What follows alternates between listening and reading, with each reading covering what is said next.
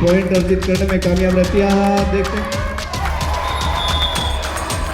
1 point आपने बताया है कुछ करना पड़ेगा और यहाँ पे अगर बहुत ही क्या बात है। फौजी साहब क्या कहेंगे जिस तरीके से WKL द्वारा खासतौर पर महिलाओं यानी लड़कियों पर जो ध्यान दिया जा रहा है, जो ग्रामीण परिवेश का हुनर है उसको निखारने का प्रयास किया जा रहा है, क्या कुछ कहेंगे इस कदम? इसमें हमने तो पहली बार देखा है कि वुमेन कबड्डी लीग जो वर्ल्ड में पहली बार ये स्थापित करने की कोशिश कर रहे हैं सीमा जी जो CEO इनके और डायरेक्टर हैं जो अपने सुनील जी और भी इनके साथी हैं। तो इनकी बहुत अच्छी पहल है। मैं तो सोच रहा हूँ कि सरकार भी इनका इसमें साथ दे। ये अच्छे काम में जो अपना समय लगा रहे हैं और बच्चों को नशे से भी दूर रखने की इनकी कोशिश होती है कि जब अगर बच्चा खेलेगा तो उसके नशे की आदत भी कम ही पड़ेगी क्योंकि उसको अपने शरीर का ध्यान रखना पड़ेगा। तो इसमें नशे वाली आदत भी कम रहेगी। और जो इनका जो प्रयास है मैं तो चाहूँगा कि पूरे वर्ल्ड की तरफ से इनको मतलब सहायता मिलनी चाहिए और भारत सरकार को तो इनको सहायता देनी ही देनी चाहिए। और हरियाणा से ये स्टार्ट करें तो हरियाणा सरकार ने तो सबसे पहले इनको गोद ले लेना चाहिए कि जो भी इन खिलाड़ियों का खर्चा है जो भी और है जो इवेंट्स करवा रहे हैं ना वो सरकार की जिम्मेवारी होनी चाहिए क्योंकि एक अच्छे काम की पहल है। चेयरमैन साहब, आज WKL का जो है समापन हो रहा है, आज आप यहाँ आए हैं बच्चों के लिए, वो तमाम जो टीम है, क्या कुछ मैसेज देंगे? देखिए जिस प्रकार से हमारे WKL का जो प्रतियोगिता का यहाँ पर तैयारियाँ चल रही हैं, जिस प्रकार से एक 10 से 12 दिन की यहाँ प्रतियोगिता यहाँ पर की गई, इसमें हमारी जो WKL की टीम है जिस प्रकार से हम देखते हैं कि भी राष्ट्रीय स्तर पर के कबड्डी लीग जो होती है पुरुषों की होती है, इस प्रकार से महिलाओं की भी कबड्डी लीग या आगे अंतर्राष्ट्रीय स्तर पर इनकी टीम की तैयारी चल रही है और बहुत अच्छी प्रतियोगिता का आयोजन भी हुआ। हमारे देश के अंदर प्रतिभाओं की कमी नहीं है, उन प्रतिभाओं को निखारने का काम ये हमारी सारी आयोजन समिति कर रही है और मैं मानता हूँ इसी प्रकार से हीरे को तराशने का जो काम कर रही है निश्चित रूप से विश्व पटल पर हमारे देश का नाम रोशन करते रहेंगे जो हमारे खिलाड़ी यहाँ आए हैं। और मैं मानता हूँ कि हरियाणा की माटी जो हमारी जो सोना भी उगलती है और ऐसे ऐसे खिलाड़ी भी देती है और सेना के लिए जवान भी देती है, तो इस माटी के जो लाल हैं हमारी बेटियां हैं, बेटियां भी आगे बेटों से कम नहीं है और आगे बढ़कर के देश का हर क्षेत्र में नाम आगे बढ़ाने का कार्य कर रही है।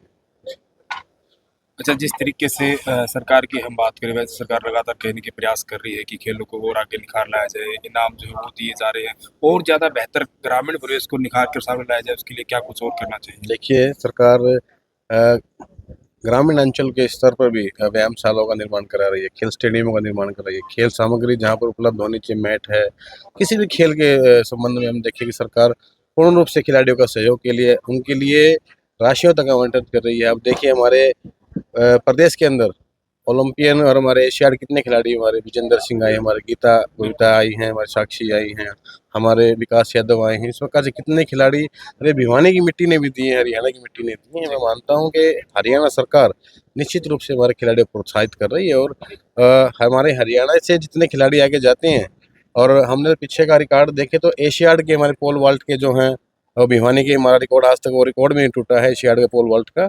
इसी प्रकार से जो हमारे खिलाड़ियों ने विश्व स्तर पर अपना दमखम दिखाया है, तो ये हरियाणा के लिए भी गौरव की बात है, देश के लिए भी गौरव की बात है। और मैं मानता हूं कि देखिए पहले सरकारों ने, चाहे सरकार किसी की भी हो, लेकिन खेलों के प्रति सभी सरकारें अपना जो भाव रखती हैं, खिलाड़ियों के प्रति जो भाव रखती हैं, जो ओलंपिक में खिलाड़ी हमारे मेडल लेके आते हैं उनके लिए नौकरियों की 1 ग्रेड की नौकरियों का प्रावधान किया गया है। एशियाड के अंदर जो कॉमनवेल्थ के अंदर जो खिलाड़ी जो पदक लेके आते हैं सबके लिए सरकार ने अच्छी अच्छी सुविधाएं दी हैं, उनको नौकरियों तक की गारंटी दी है।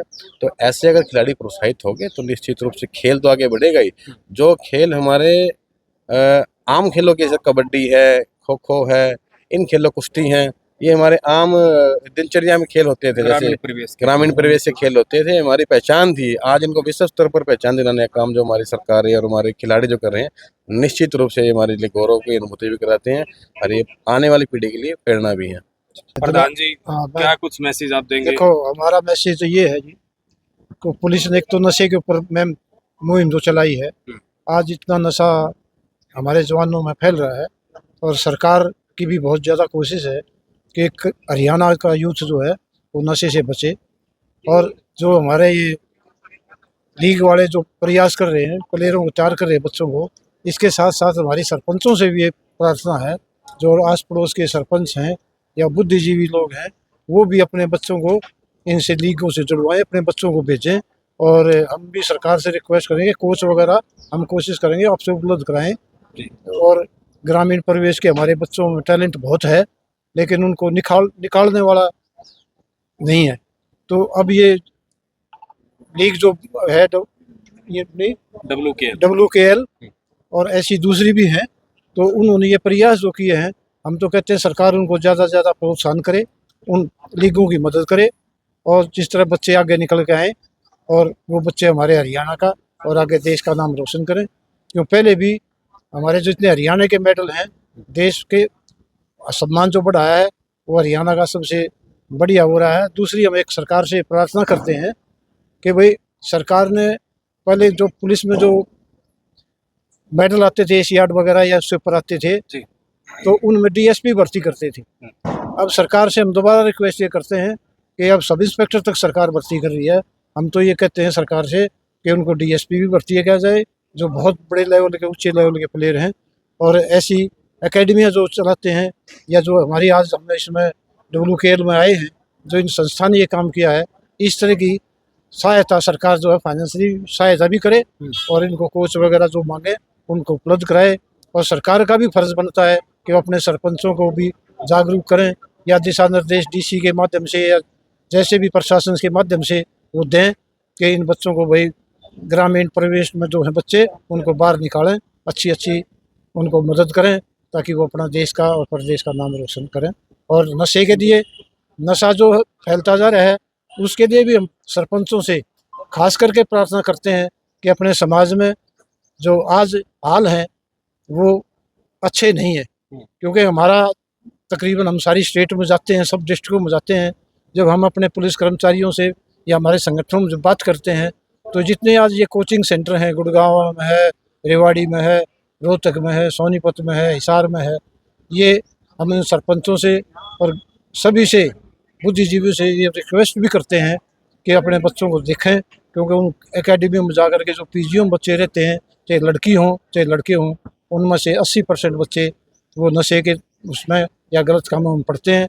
उनसे खास करके मैं सरपंचों को, बुद्धिजीवियों को ये रिक्वेस्ट करूँगा कि वो कम से कम एकेडमी में भेजें, तो अपने बच्चों को समय समय पर संभालें कि वो बच्चे क्या कर रहे हैं, पढ़ते भी हैं या ऐसे ही आवारागर्दी करते हैं। ध्यान रखें, उनका ध्यान जरूर रखें, समाज भी ध्यान रखे, और सरकार का तो फर्ज बनता है तो उन PGO पर या उन पर सरकार का भी नज़र रखे, ताकि बच्चे वो किस सवाल में चल रहे हैं। ठीक, थैंक यू। ये हरियाणा की तरफ से बेटी सुपर टैकल एक बार फिर है अंजू के लिए, लेकिन बिल्कुल मूड में नहीं है दिल्ली लूज करने के, बिल्कुल भी अच्छा प्रयास है दोनों तरफ से। 1 नंबर हरियाणा को अभी भी बढ़त बनाए हुए है, और फिर दिल्ली की मजबूत कदकाठी की खिलाड़ी चली है। 1 बनाम 5 का मुकाबला, लेकिन समय का ध्यान है, किसकी पहली डू और डाई रेड आएगी उसका भी ध्यान है।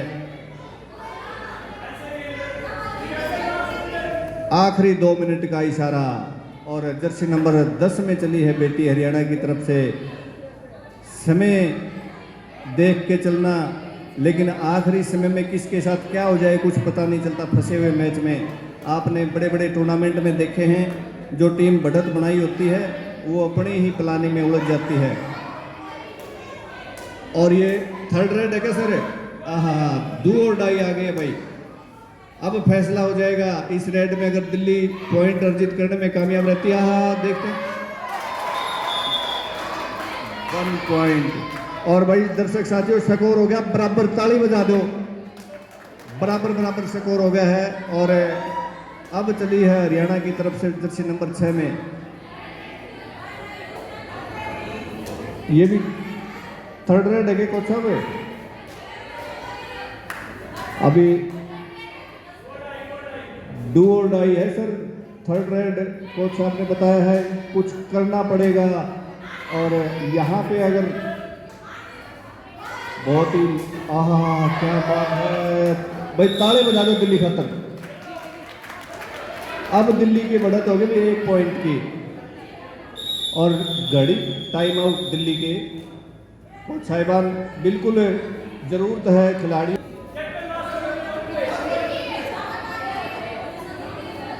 मनीषा चली है जर्सी नंबर 22 में दिल्ली की तरफ से।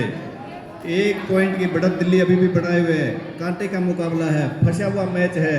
आपके इस पावन पवित्र धरा नीमड़ीवाड़ी के एमडी इंस्टीट्यूट के इस प्रांगण में इस प्रकार का मैच शायद ही कभी हो और शायद ही कभी हुआ हो। आज एक बार पुनः 1 2 देखते हैं, रेफरी साहब का इशारा, लेकिन रेडर सेल्फ आउट हो गया भाई। बिल्कुल ये होता है हड़बड़ाहट और सेल्फ आउट।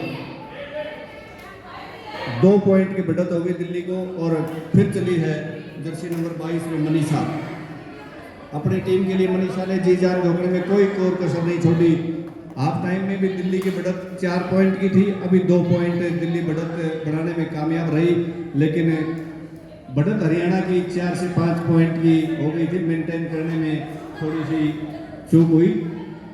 अब देखते हैं बिल्कुल अंतिम अक्षर में और मैच और खेल का लुत्फ उठाना। तो धन्यवाद सर, आपने मुझे बुलाया।